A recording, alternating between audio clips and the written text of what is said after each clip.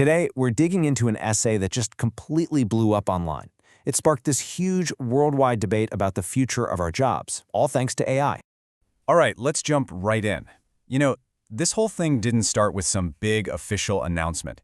It started with a really personal problem. A guy just trying to explain this massive tech shift to his dad.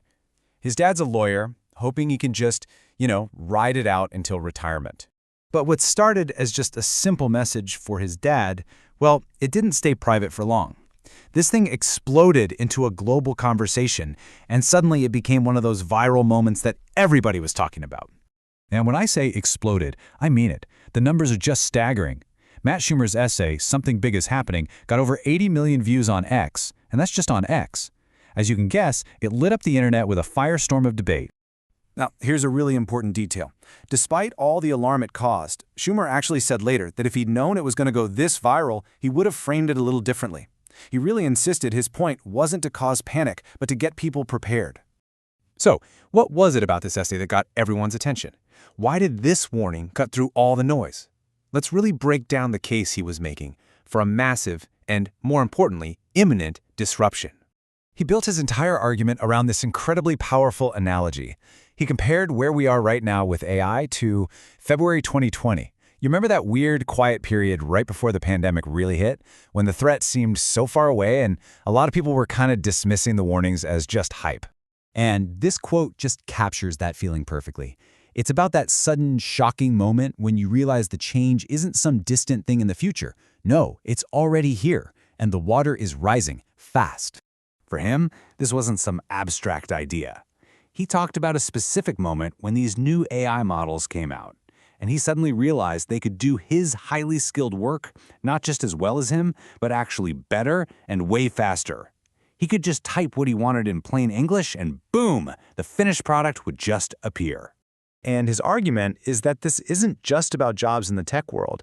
I mean, look at this list. We're talking about fields like law, finance, medicine, really the cornerstones of the white-collar world. He believes that in the medium term, pretty much no job done on a computer is completely safe. And he's not the only one thinking this way. Other huge names in the industry are making some seriously stark predictions. Dario Amodei, the CEO of the major AI lab Anthropic, he actually went on record saying that half of all entry-level knowledge work could be gone in as little as 1 to 5 years. Wow. But as you'd expect, not everyone is buying it. There's a really strong counter-argument out there that paints a much more complicated picture. It brings let's call it a necessary dose of skepticism to the whole debate.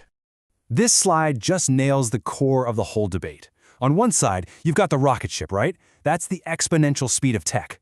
And on the other, you've got the tortoise, representing the incredibly slow, deliberate pace of the real world.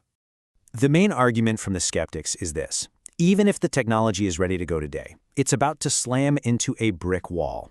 And that wall is made up of all the messy, complicated realities of how businesses and society actually work.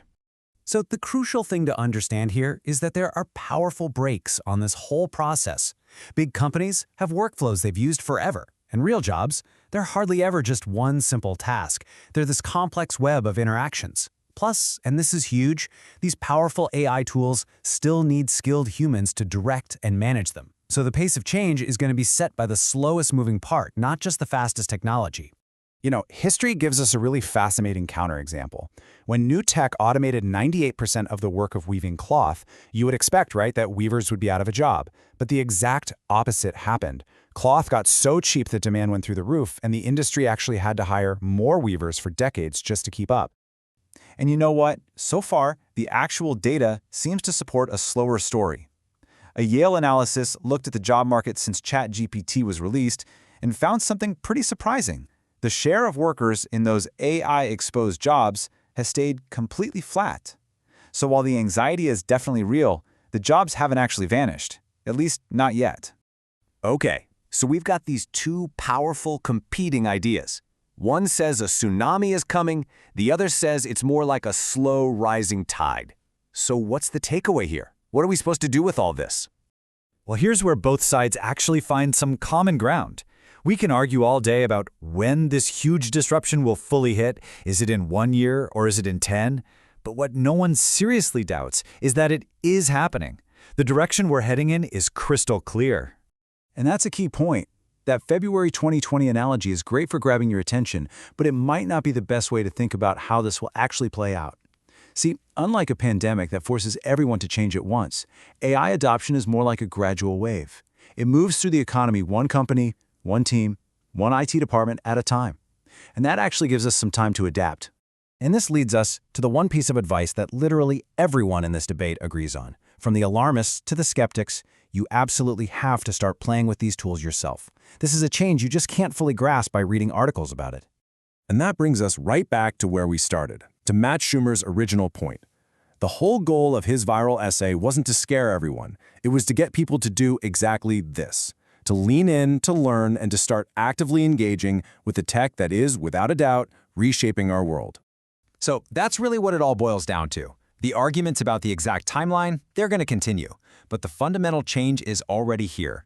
The real question isn't if your job will be impacted, but how. And more importantly, what are you doing to get ready for that new reality? Because the time to start is right now.